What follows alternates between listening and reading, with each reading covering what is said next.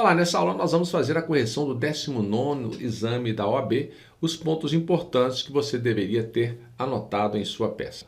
Então você foi contratado como advogado pela Sociedade Empresária Sandália Feliz Limitada, que lhe exibe cópia de sentença prolatada pelo juiz da 50ª Vara do Trabalho de Vitória, Espírito Santo, processo 123, movido por Valentino Garrido, brasileiro, solteiro, auxiliar de estoque.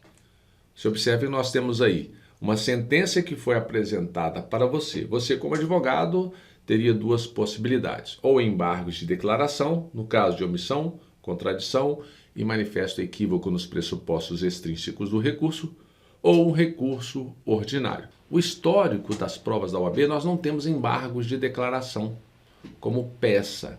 Embora em uma peça lá para trás houve um recurso, tendo em vista que havia uma possibilidade de entrar com embargos de declaração. Mas você tem que ficar atento a esse ponto. Embargos de declaração se a sentença for omissa, contraditória, ou houver um manifesto equívoco nos pressupostos extrínsecos do recurso. Eu tenho uma aula que fala sobre pressupostos extrínsecos, depois se você quiser assistir, basta você procurar no YouTube. Então nós temos lá, falando que ela foi publicada no dia anterior, do qual o juiz reconheceu que após o pagamento das verbas rescisórias, houve acordo e outro pagamento de R$ 2.000 perante a Comissão de Conciliação Prévia, CCP. Então nós temos a Comissão de Conciliação Prévia aqui, entrando como uma das preliminares que eu coloco no modelo de estrutura da nossa peça, no caso do recurso. Criada a empresa sem ressalva, mas respeitou a preliminar suscitada pela ré, compreendendo que a realização do acordo CCP geraria como efeito único a dedução do valor pago ao trabalhador. Bom, nós temos então o endereçamento. O endereçamento, primeiramente, é a folha de rosto. E essa folha de rosto vai para o juiz da Vara do Trabalho da 50ª Vara de Vitória, Espírito Santo. Nós temos o número do processo. Nós temos o recorrente, que é a empresa Sandália Feliz, e nós temos o recorrido, que é Valentino Garrido. Você tem esses dados, você acrescenta esses dados na sua peça. Lembrando que tudo que você for colocando, você já vai riscando para você ficar sabendo o que falta.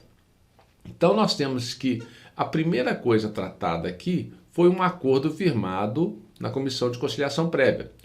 O juiz, o que ele fez? Ele rejeitou a preliminar suscitada pela ré, compreendendo que a realização de acordo da CCT geraria como efeito único a dedução do valor pago ao trabalhador. Então você vai entrar como preliminar novamente, já que teve uma preliminar lá e o juiz rejeitou, você entra com ela de novo no recurso. Então nós teríamos aí uma preliminar referente à Comissão de Conciliação Prévia. Você vai narrar os fatos e vai citar que o acordo firmado na Comissão de Conciliação Prévia ele tem valor. Você procura no índice remissivo Comissão de Conciliação Prévia e nós sabemos que o acordo firmado fora da Justiça é um título executivo extrajudicial. E nós teríamos lá o artigo 625-E da CLT. No artigo 625-E da CLT, nós vamos deparar com a seguinte situação. Aceita a conciliação, será lavrado o termo assinado pelo empregado, pelo empregador ou seu preposto e pelos membros da comissão, fornecendo-se cópia às partes. Parágrafo único. O termo de conciliação é título executivo extrajudicial e terá eficácia liberatória geral, exceto quanto às parcelas expressamente ressalvadas. Então, com relação a esse valor, teria validade.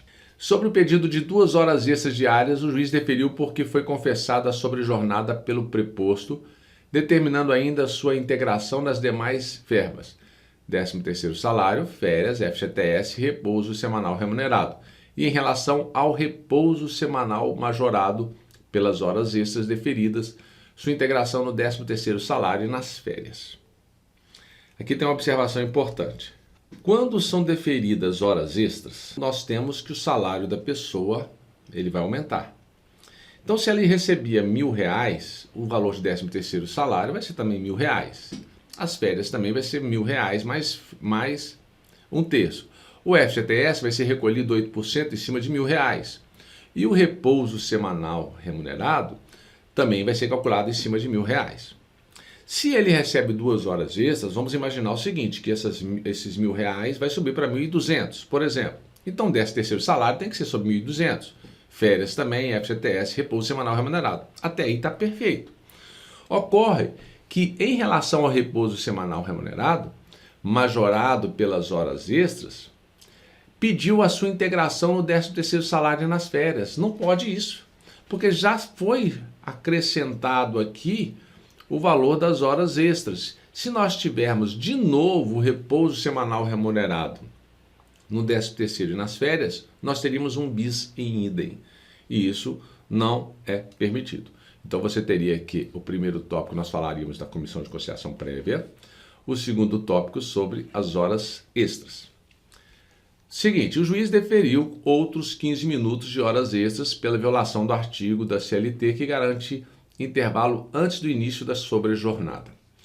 Esse é o artigo 394, em que deferir 15 minutos de intervalo para as mulheres antes do início da jornada. Esse artigo foi revogado, então não existe mais esses 15 minutos antes de começar as horas extras. Isto é, a pessoa trabalhava até às 6 horas da tarde e ia começar a fazer as horas extras. Antes de começar as horas extras, ela teria que descansar 15 minutos, mas isso era só para as mulheres. Na época dessa prova estava em vigor ainda esse 394. Por isso a fundamentação era que não se aplicava aos homens. Mas agora não se aplica mais. Você falaria que a reforma revogou o artigo e não se aplicaria esse artigo aos homens. O juiz deferiu indenização de dano estético de R$ 5.000 porque o trabalhador caiu de uma alta escada existente no estoque com violento impacto sofrido na queda, teve a perda funcional de um dos rins, conforme comunicação de acidente do trabalho. Se você perde um rim, alguém tem como saber que você perdeu esse rim? Então existe algum dano estético? Não, não é possível. O dano estético seria perda de uma mão, de um dedo, de um braço, de uma orelha, de um pedaço do pé, de uma perna. Aí sim é um dano estético. Então você vai alegar que não seria devido dano estético, porque a perda de um rim não gera deformação, do corpo e, portanto, seria improcedente. Então aqui seria o terceiro tópico. Lembrando que a Justiça do Trabalho tem competência para julgar os danos morais. Está previsto lá na Constituição Federal, tem súmula do STF falando sobre isso. Então isso é pacífico que teria condições de julgar. Depois nós temos, diante do que foi exposto, elabore a medida... tem a taxa Selic. O magistrado determinou que os juros observassem a taxa Selic conforme requerido na prefacial. Hoje nós temos um artigo 879, parágrafo 7º, que vai falar que tem que observar a TR.